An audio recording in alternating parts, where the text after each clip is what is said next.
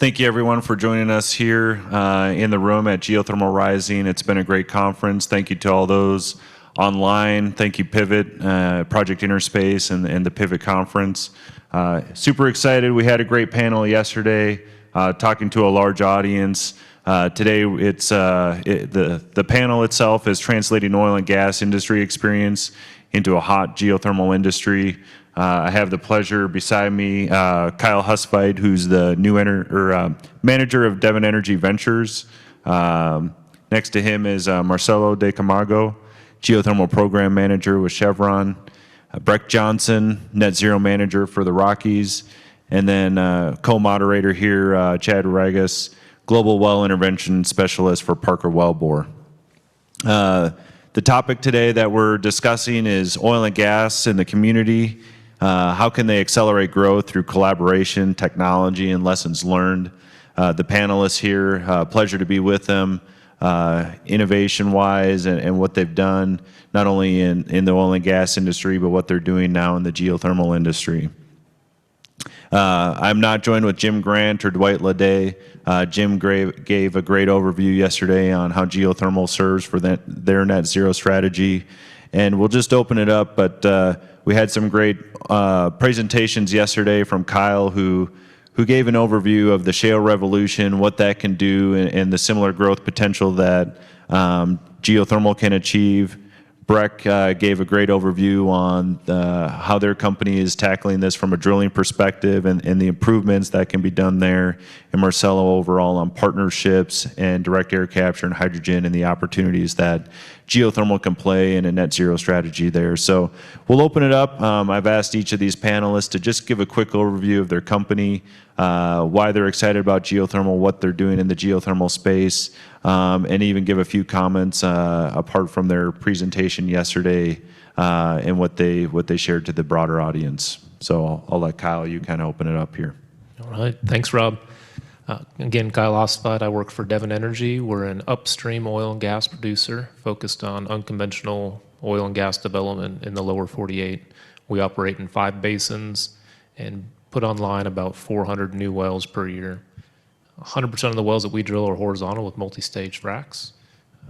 We went big into the unconventional space a little over 20 years ago when Devon Energy purchased Mitchell Energy. Mitchell Energy was the first company to effectively combine high-angle wellbores, horizontal wellbores with hydraulic stimulation in the Barnett Shale. And one of the slides I shared yesterday showed that the U.S. oil and natural gas production were on a decline. And in the mid to late 90s, we started constructing regasification plants to import natural gas into the United States because we were running out. Before those plants were up and running and importing, we had, as an industry, cracked the code on unconventionals for natural gas and had started to experience an upward trajectory of natural gas production in the U.S. And today, many of those same natural gas regas facilities are turned around and converted into export facilities. 5 or so years after the natural gas unconventional boom took off, the same occurred for oil. Following the natural gas domestic price crash, a lot of oil and gas companies shifted focus to oil because that was the next shortage. And we saw the same impact where unconventional technology applied to some of our oilier basins unlocked a lot of resources that we thought were once unrecoverable. All of that led to the U.S. becoming the largest oil and natural gas producer in the world and the largest LNG exporter in the world. One of the things we talked about as well was the heavy capital investment. And I think that's one of the things that is mirrored across geothermal, especially EGS and unconventionals, is this is an extremely costly endeavor. There's no low-cost way to drill a mile-plus long lateral and pump hundreds of thousands of barrels of water and millions of pounds of sand and produce that system for many, many years. It's an expensive endeavor. And what we had to do as an industry was find efficiencies. You know, every 1% matters, drilling faster, drilling more efficiently, improving our frac design, improving our landing zone, well spacing, all these combinations to maximize the value of the system. We invested time and effort into diagnostics and field trials and partners with the DOE for opportunities like the hydraulic fracturing test sites. There's multiple papers on a variety of trials to try to improve our oil and gas recovery process. So I see the same opportunities available for enhanced geothermal in leveraging the same service companies. Walking through the expo here at GRC, it's amazing to see the amount of overlap, not just with people in oil and gas, but also the service companies that we leverage to execute our work day in and day out. Marcelo, a couple minutes on what you're doing at Chevron and a little bit more about your kind of high-level strategy in geothermal. Very good, thanks, Rob. So I'm Marcelo. I work with Chevron. Chevron, one of the largest oil and gas companies in the world, created a division called the Chevron New Energies about just under 2 years ago. Within that division, we created I run the group, the geothermal group. I'm the geothermal program manager there. And we look at it and we tasked ourselves, the Chevron New Energies, with the challenge to explore opportunities to commercialize and scale the next generation of emerging energy technologies. That's a mouthful, so I'll try to break down that a little bit over the next few seconds. And what we're doing is we set aside a commitment to spend over the next 5 years $10 billion on projects going from carbon capture and storage, hydrogen, offsets, geothermal, and renewable fuels. And because we believe the future will definitely be lower carbon. So we intend to take to have a leading position in the future as well. So energy is still crucial for and will be what enables modern life. And we all been talking about how to keep the demands of today for affordable, reliable energy and to transform this into the energy needs of the future, the low carbon energy needs of the future. So we believe that we can do that with our capabilities of managing large-scale infrastructure projects. We're trying, specifically with geothermal, to leverage our capabilities, which are related to the subsurface and large-scale project management, and demonstrate that we can impact and try to expand the size of this industry. So what we're doing is we're taking what we call a pilot to project approach, similar to what oil and gas companies do in an exploration portfolio. So we are developing a range of pilots that test different technologies and different approaches to geothermal development. And we will build these projects and these pilots and see what we can learn from them, what works and what doesn't in different areas. And those that pass maybe a certain criteria, will scale them up. And the way we're doing from, for example, from projects in EGS projects in the U.S. We have some projects or pilots in initial stages in California, in Nevada. We also created a joint venture with Baseload Energy to develop projects in the U.S. We also trying have an agreement with Moiko in Japan to do a pilot for a closed loop system. And we also, in an attempt to see what can be done to really scale up and find new applications for geothermal, we are looking, for example, we have made a recent partnership with Pertamina in Indonesia to look after stranded assets. That area is an area where there has, in Indonesia, is known to have large untapped resources, still of traditional geothermal, and tapped because they are far away from demand centers. So we are looking into, can we, because of the scale that is possible there on those assets, can we economically develop a geothermal system powering a green hydrogen plant and generate green hydrogen to export and to meet the future, present and future hydrogen demand. So I think we are at the center of this tremendous challenge that is to meet these energy needs of a growing world in a low carbon way, and we take this challenge with great responsibility, but also with a fantastic level of optimism, because I think we can cause an impact. We have mechanisms to transform the industry, and I hope I can give you today a glimpse of this strategy and where we are going, and I would be happy to discuss it further with you. Thanks, Marcelo. Maybe real quick, and then we'll get in some dynamic, panel discussion here. But for those who don't know who Oxy is, and Chevron or Devon work in the geothermal, geothermal world, and just learning who's Oxy, what are you doing, real quick, and then we'll kind of jump into some discussion. Sure, thanks. Yeah, I'm Breck Johnson with Occidental Petroleum, so a large international oil and gas company, but also we have chemicals business across the U.S., large chemicals business, and then we also have the new part of our business, like Chevron, is our Oxy Low Carbon Ventures. And we've made several investments into different technologies that help us on our journey to net zero as an organization. So we've invested in several different technologies. One of those, that's why we're here today, is to talk about geothermal and what we're trying to do in geothermal, and we can talk more details about that as we continue this. But we think it's a good opportunity that dovetails well with our goals for net zero and reducing our emissions, both with our operations today, our scope 1 and 2 by 2035, and then and 2040 at the latest, and then scopes 1, 2, and 3 by 2050.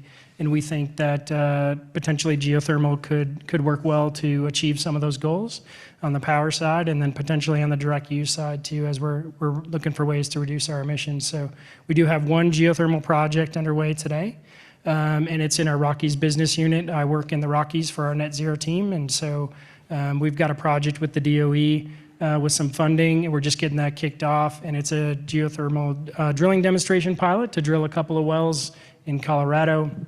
We're really excited about that, actually, because we're working in the state of Colorado where they have big ambitions for geothermal and decarbonization and lowering their emissions as well. So we think as a stakeholder in Colorado, Oxy, and working with the state and our other partners, we think it's a good opportunity for us to get out in front on that one. So.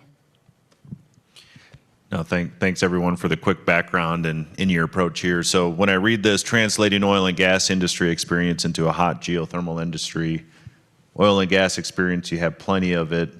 When you start to think about geothermal, I could see each of you just taking that experience and jumping right into these.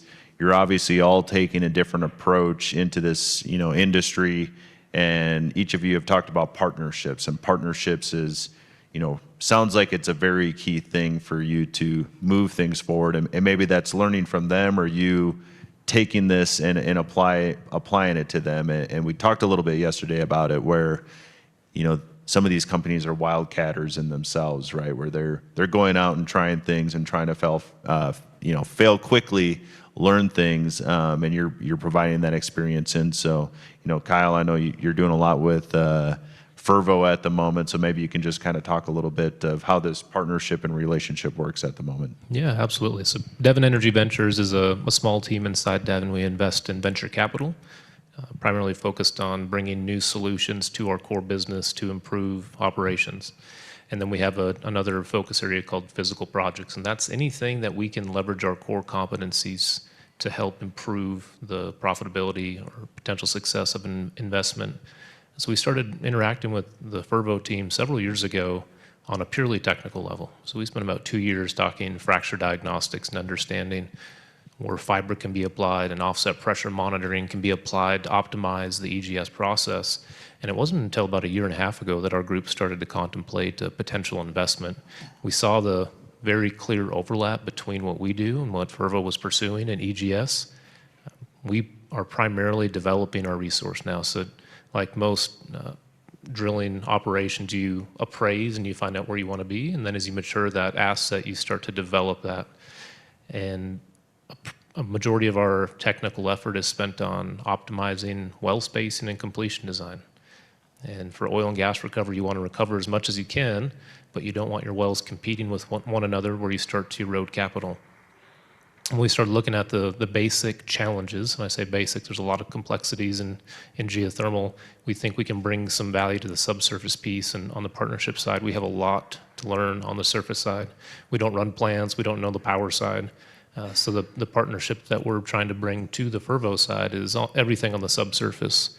How do you deploy diagnostics so you can optimize your completion design and effectively mine that heat resource without placing your wells too closely to one another or too far away where you start to erode the value of the project with a large parasitic load. So to date, our investment has come along with a collaboration between the two companies, and it's almost completely subsurface diagnostic focused at this time. And by the way, I was listening to the earlier panel and someone said fracturing is banned in California. I don't think that's necessarily true. I think it's banned in offshore, but not necessarily onshore. So companies looking and willing, I know both, Fervo, Chevron anticipate projects in California where you want to do these EGS reservoirs. But I think the expertise that Devon brings with the Fervo on the subsurface is very valuable. Maybe real quick, both of Chevron, Oxy, Marcelo and Breck, talk about one partnership that you're really excited about and where you think not only do they bring value, but also where you bring value to the partnership too. Very good. Partnerships in general are really important and facilitate the process. I think we have done a series of partnerships. I mentioned some of them earlier on, but maybe I'll mention something separate, maybe which is the Forge program. And that is an example of collaboration between industry, university, national labs, and if we could stimulate more of those type of partnerships across different institutions, it could have a tremendous impact in our industry. On an earlier panel here today, somebody mentioned the Human Genome Program project, and that was only possible, and they actually cut down the time of the whole program by years with a large scale collaboration. So this is just another example of what could be done when there is concentrated effort in one direction. I think we are facing such a challenge in the energy transition today that efforts of those magnitude, Human Genome Program magnitude, are needed in the energy transition, and we have to find more ways to collaborate. And I'll just quickly say that for Oxy and our project, how we see it is that partnerships are absolutely critical. We think that we have a lot to offer into trying to help the geothermal industry as a whole with some of the gains that we've seen in drilling efficiencies and some of our best practices and techniques that we've developed. But that's a two-way street. I think we need partners that have done some of the complicated drilling. You mentioned Forge. I think we're going to try to leverage some of those learnings with our key partnerships that we have on our project that are going to bring those learnings with us. And then hopefully we can bring some things back to the oil industry that we learned through this process and collaborating with geothermal. So I think it's a great opportunity, and I think they're absolutely critical to have these partnerships and collaborations. I think here at GRC that was promoted throughout the entire event, and I was really excited to see new tools, people innovating, everybody really open to collaboration, and I think that's where the opportunity really is here as we start to ramp up and hopefully de-risk these new technologies and different projects and really get the growth in geothermal that I think this industry certainly wants and needs, and then hopefully by incorporating some of the learnings that we've had over the last several years and potentially decades here to help initiate some of that. So. Maybe before I turn Chad loose on a question after this one, but everyone I think in the geothermal community, we know the amount of this resource, and you kind of have this analog, and Kyle talked about it yesterday, and then we had a discussion, to the shale revolution and what geothermal could serve as it's a similar analog, or could be, if we have the financial commitment to test technologies, do things over and over again. When we got into the discussion, it was, unless the capital comes, we're probably more on the under, right? We're not going to be similar on that growth scale. It wasn't a hockey stick, so it's not like it's going to just come out of nowhere next year. It takes time, it takes capital investment, but one of the, maybe more on the side of if you project out renewables and energy in the future, geothermal still is projected to be a very, very small 3%, you know, when you look at the energy mix. So I guess let's just say the technology starts to come, or maybe more the capital comes. If the capital starts to come, do you think we'll be, you know, do you take the over or under on that 3%? Do you think we'll be able to innovate quickly enough to really be a significant part of the energy mix, not only here in America, but everywhere around the world?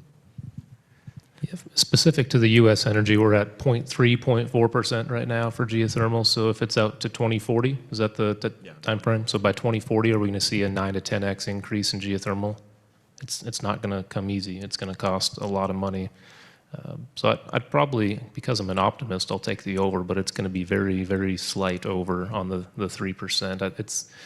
There's no doubt that when the capital comes, we will get more efficient. We saw it in unconventionals. We drilled faster, longer, completed wells with more efficient fracture geometry to access that resource. I know all of that will come, and it's more, like you said, as a function of capital spend, less so time. We can spend a whole bunch of capital, but if we spend it over a 50-year period, we're going to learn at that same rate. We need to maximize partnerships with DOE, with other operators, and we need to take lessons learned from one project and immediately apply it to the next. We can't afford to go spend the same dollars on 5 different projects that are trying to solve the same problem.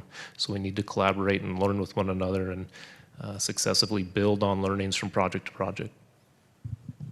Anyone else? I'll take the over as well. I'm also an optimist. I think optimism generates action, and that becomes reality once you believe it. If you look at all the projections, for example, from the shale revolution, nobody could see it was higher than anyone's expectations. When you look at even our internal and the analysts' projection for EV market penetration, and it has been higher and faster than anyone could predict. And when I look at this industry, the level of interest and the level of investment that is starting to come to the industry now is something that we haven't seen. It's still small, relatively small, but it's something that we haven't seen in maybe in the last 20 years. So I think we'll be surprised by some of the level of growth that will be achieved and some of the results of this new technology. So yeah, I'll take the over side. Yeah, real quickly, I guess. Yeah, I'm always an optimist as an explorationist in the oil and gas industry. You're always trying to help prove up that next resource, right, or that next opportunity, and I think that is exactly what we're trying to do here as a collective industry, and certainly from an oil and gas perspective, I think we see that opportunity. I thought it was interesting yesterday that you had 4 different companies not really collaborating, but all with a very similar strategy, right, and a similar vision of what this could be. But it is going to take time. It is going to take investment. I think there'll be, a lot of wins and some potential not wins. That's just the way it works with exploring and testing new concepts. But I think collectively, I think we'll get to the solution. And I'm really excited about the opportunity because I do think we are in a transitional period, right? I think we've set ambitious goals from a net zero perspective as companies. And I think a lot of different technologies are on the table. And I think this is one that could really make a really big impact. Both just for our companies, but stakeholders, the world really in general, because it has global potential, right? So, thanks. I'm going back to some of the questions, and yesterday we talked a lot about what you guys are doing and everything else, but I think last year to this year we see a lot more operators here from oil and gas. What's driving you guys? What in your interest in geothermal? Is it tax incentives? Is it decarbonization? What's actually the driving mechanism for you guys to get back in here? I know Marcelo, yesterday made a comment that Chevron's back, baby.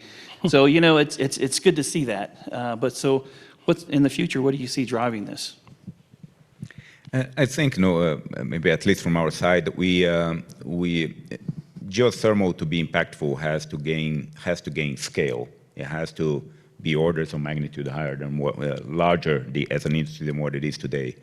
I think the investments that have been done the last couple of years, and some of the early results are very promising on new technologies and on emerging technologies being applied to geothermal. So I think people are starting to see a light at the end of the tunnel, a possibility of a scaling up of the promise of geothermal everywhere. I'm not quite sure it can be everywhere, but it can be many more places than it has been. So I think that this image is starting to become clearer, and that's promising. And it plays right on the capabilities of the oil and gas companies. It is a subsurface system after all, right? So if the oil companies which have worked with subsurface systems and have the large infrastructure project development capabilities,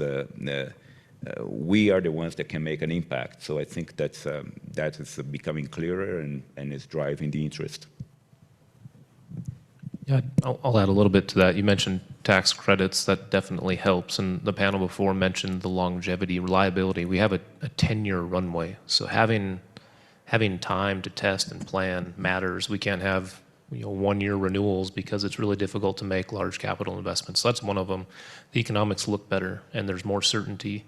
The other one Marcelo just mentioned is the extremely strong overlap between our technical subsurface drilling and completion skill sets, along with our relationships and access to supply chain, the drilling rigs, the frac crews, the casing, everything that goes into constructing these systems. We've developed strong relationships with, for Devon, over 50 years of drilling and completing wells. And then the third one is diversification of revenue streams. We went from negative $37 oil in 2020 to 125 less than 2 years later. We're in an extremely volatile industry, and the idea of being able to secure a revenue stream that's sold on a 20-year PPA that has some certainty is attractive to blend that revenue stream in our very volatile industry. So maybe just kind of a follow-on with this, if you were doing the elevator pitch and you're going up the elevator with your CEO, maybe Breck and Kyle, because Marcelo's Mr. Geothermal, over here on Chevron, but you guys are also kind of dabbling in CCUS and other things too. So if you were in the elevator with the CEO, what are you going to be talking? Are you going to be talking CCUS projects or geothermal projects? If you had his ear for the month, and maybe elaborate why one or the over and what you're doing with your companies. So for our group, as the net zero group in the Rockies, we work on both of those types of technologies. So carbon capture, sequestration, we're trying to prove up some CCUS opportunities in and around our assets in the Rockies. And then we also, as mentioned, we have a geothermal project. And I think if I just had a second, the one that I'd probably talk about, at least right now, because we're getting kicked off, would be potentially the geothermal project. And I think we're really excited about it. As was mentioned, very consistent across all the organizations, being able to leverage your talents and provide a runway for all those skills and talents to really be deployed at a new problem that could potentially have a big impact, and also integrates really well with the goals of the state and the community and everybody else that really wants this. Colorado's really out in front with geothermal, the heat beneath their feet initiative, which we've probably heard many times this weekend or this week. I think it's a great opportunity to take all those things and point our people at that problem to see what we can do to really move the needle in that technology in a state where we're passionate about both our current assets, but then the assets of the future, and then how we can make them the best assets from an emissions perspective today, and then translate whatever that energy mix of those assets looks like in the future. So I think that's where I get excited about geothermal, and that's where I think we can really tell that story today for Oxy. Before I answer, I'll start by saying we're fans of all of the above. Oil, natural gas, geothermal, CCUS. We think the world will need everything. Yeah. So if I had a limited 30-second elevator ride with our CEO, or maybe our co-founder, Larry Nichols, is still around and at the building, I would probably talk geothermal for two reasons. One is a tagline that we talk about a lot is some of this EGS work, is this the Mitchell energy of geothermal? So I say that because Larry was the driver behind the Mitchell Energy acquisition, and he made a big bet on technology advancements. And I think in unconventionals, it was mentioned earlier that the pace in which technology improved and the resource was developed exceeded almost every projection. So I think being able to relate what we've seen in unconventionals with EGS, it's a shorter jump for us to see how that could potentially add tremendous value than some of the other things that we are supporting, we are studying, we are researching, but we haven't seen that same scenario play out like we've seen in our industry. Yeah, go ahead. Yeah, even though I work only on geothermal, what I would say? I would say that we need to continue the investments in CCUS and hydrogen. Those are crucial for the energy transition, but those two processes demand a tremendous amount of green energy. So let me explore geothermal anywhere near every single CCUS and green hydrogen project. So you're telling everybody, if you're on that elevator, you got to say, hey, it touches all corners of our strategy when it comes to carbon capture and hydrogen. And then maybe on top of that. So I guess I'm kind of hearing, it's more fun. It's, there's, more to it. It might be a little bit more complicated than just drilling an injection well and storing carbon. To me, that, a little bit more maybe straightforward, but not as fun as geothermal. Let me jump. One other yeah. reason I think, Rob, that it's exciting is, I know Jim mentioned it with his Haynesville asset yesterday and Devon with our Eagle Ford asset. The other reason it's exciting is we have hot reservoirs that we're producing oil and gas out of. So I think there are some short cycle pilots, to the point Marcelo mentioned earlier. There's some very quick pilot to project potential opportunities and assets that we already have wells drilled, stimulated, and ready to go test what EGS might look like. So I think that's the other reason that it's exciting to talk about. We all know that CCUS is going to be a large industry, but we also know that the permitting process is extremely cumbersome, and we're talking about 3 to 5 year timelines to get a permit in place. So the idea of, hey, we can go out next month and inject some water, get a temperature profile, and understand the system, it's really exciting to think about the pace in which we can iterate in this space. Rob, he opened it up. So I need to ask a question, sort of the same thing like yesterday. I like repurposing. I think it's something that's already there. Why not reuse it, correct? So I know we touched base on it yesterday. So if you could, do you have a repurposing plan? Do you see your idle assets or as a potential to increase geothermal or do other things with? I mean, what do you see as far as repurposing? Is it part of your business plan? And if so, what do you plan on doing with that? I'll continue on with the Eagle Ford example. We're in the early innings. We've installed multiple permanent fiber optic cables in the Eagle Ford, one of which recently was with the DOE. So we have the data. We've measured distributed temperature, pressure in the reservoir over time. We see that the rock has the ability to transfer a lot of heat, store a lot of energy. So we're in the early innings of simulating what that looks like, understanding how much water you need to inject, how much power you can produce, understanding the grid. So that's another reason that the partnerships are important. It's not us.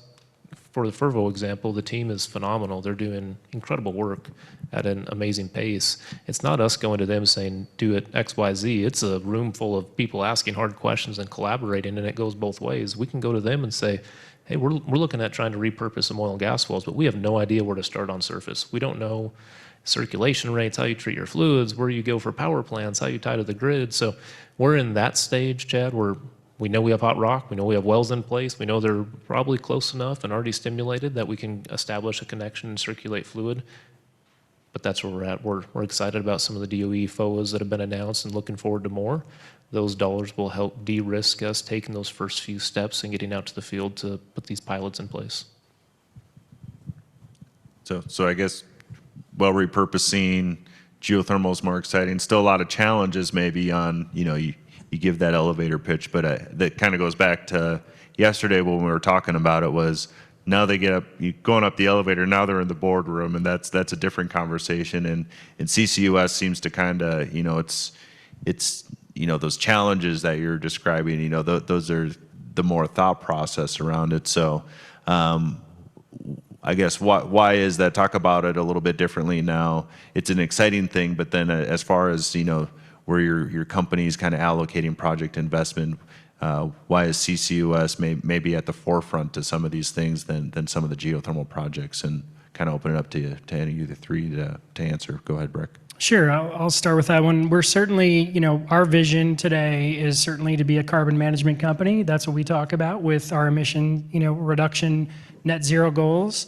So we have invested big into our direct air capture technology. So, we own a technology planning to deploy a lot of plants with already our first plant under construction. So I would say that's certainly out in front. We think geothermal can play a supporting role in certain applications of that, like Marcelo mentioned, right? So where do you couple these technologies that work? Certainly DAC is going to require a bunch of energy. And so if we can get to a place where we can provide that through geothermal, baseload green energy, that's a great synergy there, right? So that's one opportunity for geothermal. I think there's a lot of other opportunities for geothermal. We have a lot of other technologies that interact with geothermal. We have a teralithium technology, which is a direct lithium extraction, and there's certain areas where that can interact with geothermal, where there's lithium in the produced fluid. So I think we see our low carbon ventures and our emissions reductions and our CCUS. We're a huge EOR producer today, right? So that's where that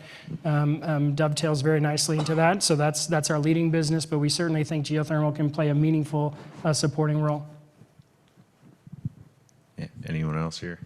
Yeah, I'd say follow the money, and you'll see that's why funding is going there. The $60 and $85 per ton for utilization and sequestration provide a tremendous impact for folks that own their own concentrated sources of emissions. I mean, you look at a plant that's generating 1 million tons of CO2 per year. If it's sitting on top of a saline aquifer and there's not a lot of transportation cost, that equates to $85 million per year of revenue and direct pay for the first 5 years. So this is me starting to try to advocate a little bit more for the U.S. government to show geothermal some love in the way that they incentivize these developments, because there's more money and there's more talk about CCUS because there's more funding in CCUS. And there's these tax incentives, but it's still not geothermal specific, right? It's like solar, wind, geothermal still compete, right? So I think, whoever's listening out there, more incentives for geothermal specifically, more DOE funding to get these projects and moved. And I come from the carbon management side. I have some experience in this area, and I see these carbon safe programs and everything that the DOE has done to really get large demonstrative projects. I think that's definitely needed. So I have another question for Marcelo. What do you see some of the challenges internationally? I know you guys are doing a lot internationally, Japan and Southeast Asia.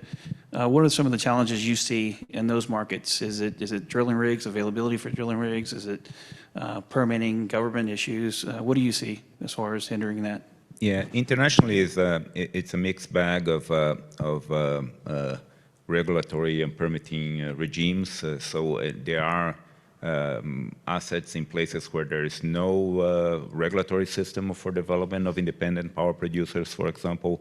Everything goes through a central, for example, a single government entity. So how do you stimulate a fast program for companies similar to oil and gas, where you can go and do an exploration program and in the case of oil, you can ship the oil somewhere else and consume it. In case of geothermal, if you're generating electricity, you have to put on the grid locally, right? So there has been a tremendous difficulty in many places. You can see this all over, an example, all over the Andes, Latin America, Colombia, Ecuador, there are no resources there that never developed. But Indonesia is an interesting case it's by far the largest it's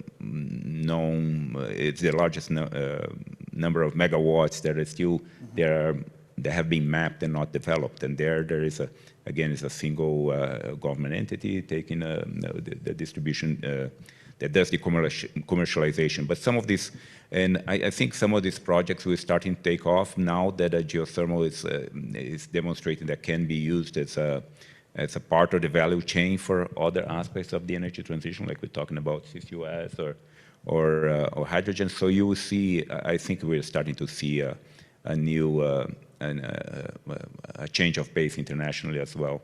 And the problems with the difficulties with grid and transmission and intermittency of other renewables, this is not only a California problem, this is a global problem. And maybe on the Indonesia side, I know some of those governments incentivize, exploratory wells and that exploratory drilling. I think that can be done here in the U.S. to get a lot of these projects going so that, there's exploration's a huge risk. So no one wants to take that next step. But if the government can, support some of these initiatives like they do in Indonesia, and maybe you want to talk a little bit more about that, but not only DOE funding or incentives, I think that's a big incentive that can be done. Exactly, or feed-in tariffs like it was in Turkey. Turkey is a very good example. You saw the effect of a feed-in tariff coming in online and coming off, and you can see 1,000 megawatts were put online in 10 years, and the number of wells, somebody was talking about hundreds, the wells were in the hundreds per year, and then it completely collapsed after the feed-in tariff went away.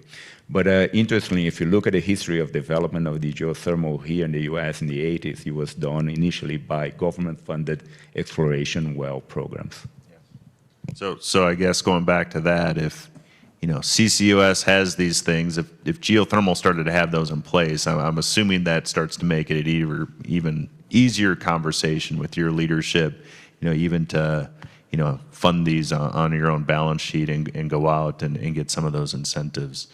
One of the other things I'm thinking about too is, this is, you've probably interacted with different people too. I know Kyle, I've seen you at a lot of SPE, and I'm sure both of you as well at SPE conferences.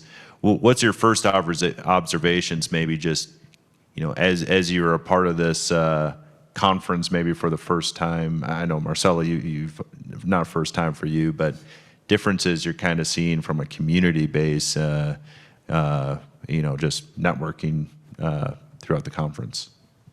Yeah, first I'll say that the community has been very welcoming.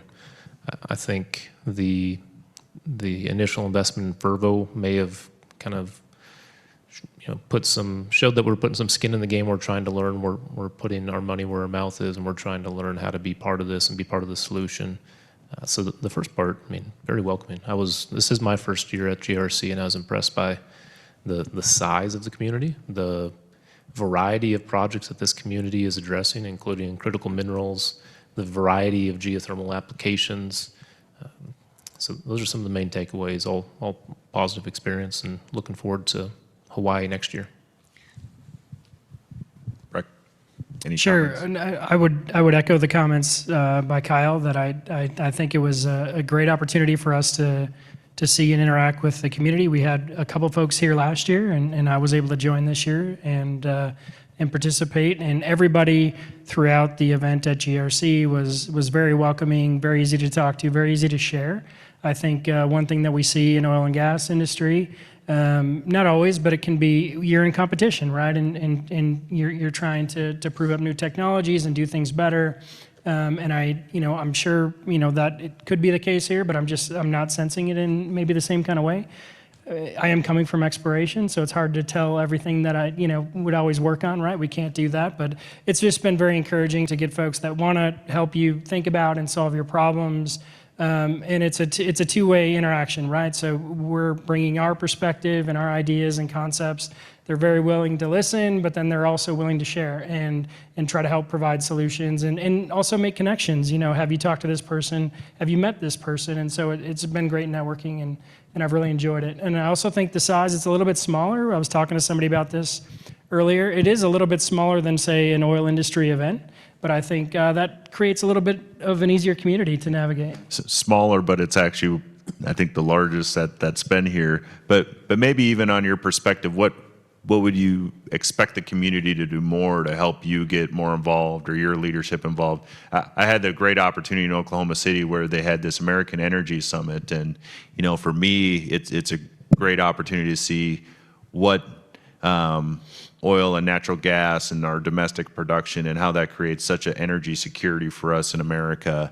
And we had top-level executives there, right, from Goldman and Oxy and Chevron. They're all there.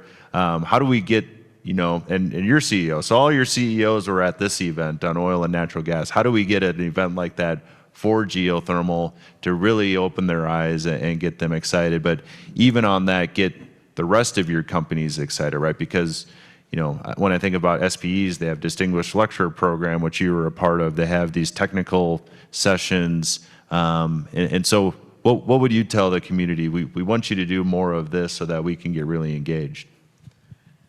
I had a chance to sit in on a workshop that Bryant had scheduled yesterday, and we had a topic on what could we do more in the geothermal industry, and a couple of things are more data sharing. But to share more data, you need to drill more wells. We're running 700 to 800 rigs, and we'll fluctuate above and below 1,000. We'll put online in unconventionals, on average, 10,000 wells every year. We've been doing that for 20 years. We've got a couple 100,000 unconventional wells drilled and completed in North America. We need more capital to drill more wells to learn faster. When we learn faster, then data shares matter, and you can apply those learnings rapidly. And it needs to become relevant in the energy mix. It can't be part of the others in that tiny little wedge of renewable energy. Until it's outside of the others wedge, I don't think we're going to get a bunch of CEOs to come host a geothermal event. So we need to lean in. We need to find ways to make it profitable, going back to the government incentives. This needs to be a revenue stream that competes, maybe not on a rate of return because it comes with a different risk profile. It's a much more steady, less volatile revenue stream. So I don't expect it to be 100+% rate of return well like an oil and gas well, but it needs to compete. It needs to be profitable. It needs to have line of sight to commerciality. And maybe before you two jump in, is once a year enough to have an event like this? Do we have to have a little bit more, event-wise to get the community more engaged and get your community more engaged? Yeah, I think we need to increase the visibility. I think Kyle summarized well the challenges and what is needed for the industry, but maybe a tactical idea to increase the visibility instead of bringing the CEOs here. Let's go and go where they are. No, let's get more SPE sessions on geothermal. Let's get more big oil and gas events and go there and have a panel on geothermal there and where the CEOs are. Maybe they'll start listening. Yeah, I think that's a good strategy. Bringing geothermal, how could geothermal interact? Where are the overlaps with both our technical skills and capabilities, the service companies, right? I think, the folks that we work with to execute our projects on the oil and gas side are very commonly the very same folks, right? So I think, how do we incorporate that into those discussions maybe from the other side as well, right? So when we have those opportunities, how do we tie into the things that we're already doing, the projects that we're already working on? How do we make those connections? I think, like you said, if you bring the geothermal industry, then maybe that education piece, we've talked a lot about that this week as well. It's educating, our stakeholders, the communities that we want to do these projects, but also within our companies. There's a lot of education as well, especially on our side. So I think that's where we need to start. But I think it'll come. I think, once we get a few pilots that hopefully, are really successful and we can de-risk some of these projects, I think it will certainly come. I'd say the other thing that would help is bi-directional visits. You've got a surge of oil and gas companies in the last couple of years coming to GRC. So if you're not familiar with oil and gas and unconventionals and you are interested in EGS, I would strongly encourage you look for SPE events to attend, the hydraulic fracturing conference, some of the drilling conferences. Take time to learn our side, and let's start supporting each other collectively and not talk about an either or. We all know that we need more energy collectively in the world, so let's find a way to become one and support one another. So come learn. We love sharing what we've learned in the last 20+ years in unconventionals, and I think that would only strengthen the relationships and go to Marcelo's point of let's gather where some of the CEOs are. Let's get our senior leaders of these different organizations to meet together. I think what Project Interspace and SPE and GRC is doing, and that's a great tangible example. And I think we saw that was rewarded with meaningful government funding, over $100 million to support this effort. So we need more of that. We need more cross collaboration bi-directionally. And I think we'll see a lot of positive things come from that. Well, I see Chad looking at me. I know we're holding everybody back here from the happy hour. So I think, closing comments here, maybe 1 or 2 minutes from each of you. Thank you for, one, sharing all your knowledge. Two, I'm just very excited on what you're doing and how you're moving into the industry. This was something when I came back in a couple years ago, I said we need more involvement from oil and gas, and my co-panelist Chad down there, we said, hey, let's put on a panel and get some rock stars. So I think you guys are doing great things. So maybe closing comments. We talked about it last year or yesterday during the panel. You know, hopefully you're all next year in Hawaii with us. What's going to be different from your companies? What are you going to bring into that besides maybe today's panel and maybe a panel next year? But what are you going to bring into that conference next year to keep the momentum going? Well, thank you, Rob and Chad, for hosting Into Pivot. This has been great. GRC is an excellent event. If you're online and haven't attended, I encourage you to come next year and be here in person. Yeah, to close out, I'm going to reiterate, we need to support all energies, all efforts. We can't vilify one or the other. So let's support one another and find ways to get projects in the ground, get real tests in the ground. Labs are important, national labs are critical, academia is critical, but if it ends there, this industry will never grow. So we need to find ways to get real pilots in the ground through partnerships. If we can work together as operators, we can de-risk things. You can put a smaller amount of capital, risk less capital, and get the same learnings. So that's what I think we should be doing. And what I hope to bring next year at the very least is some development in our repurposing of our Eagle Ford assets. I don't think we're going to be anywhere near generating power, but we are looking for different data collection techniques that can help us de-risk and better understand the potential of that system. And thanks again for taking the time to be here with us and listening to this and participating. I'm really excited with the direction the industry is going now. If you think about it, 5 years ago, this panel here would be unthinkable in the industry. If you look around in the expo, there would be maybe 2 or 3 traditional players in the industry, and that's it. Not in the oil and gas industry, in the geothermal industry, players that have been there forever, dominating the scene. And this is a much more diverse community now. And it is really exciting. I think let's talk more about it. Let's continue this education process. I think geothermal is not a magic bullet for the energy transition, but has a very important role to play. And what I hope to take to Hawaii is show a bit more, much more progress on the pilots that we are working on, and hopefully we'll have more details to tell about them over there. Thank you. Thank you. I guess I'd just echo the comments. Thanks for the opportunity on behalf of Oxy to be a part of this and the invitation. It's exciting to see where our companies are going with new technologies and different things. I think we're excited about our current project in geothermal and the Glade project in Colorado. So hopefully we can bring some learnings or at least an update next year. We're in kind of the planning phases throughout that first year and getting everything ready. So hopefully we can give more concrete details about exactly what we're trying to do and achieve with that project. So that would be a good update. I also think as a stretch goal, as we continue to look at ways to meet our net zero goals as a company, there's a lot of other opportunities across our organization. Hopefully there's a couple other, projects that we've either contemplated or piloted potentially, if they're, wells of opportunity that we can create ways to either, reduce our emissions through direct use. I think that's a huge opportunity that was talked about this week. So there could be some other things. So just talking about how we're integrating this technology into our overall business strategy, and then helping to share that, and with the goal of helping to progress geothermal, I think would be good. So I'm hopeful. We'll see if we can get there. Rob, I want to thank you for really driving this. It's my first panel here, and you're really a master at this stuff. So I'm learning a lot from you. But as far as a panelist, guys, I really appreciate you guys participating in this. To see oil and gas companies come here, compared to last year, I didn't see hardly any really with a presence here. So for you guys to be up on this panel and discussing what you guys are doing, willing to share your information with the industry is really a nice thing. So I really appreciate you guys participating in this.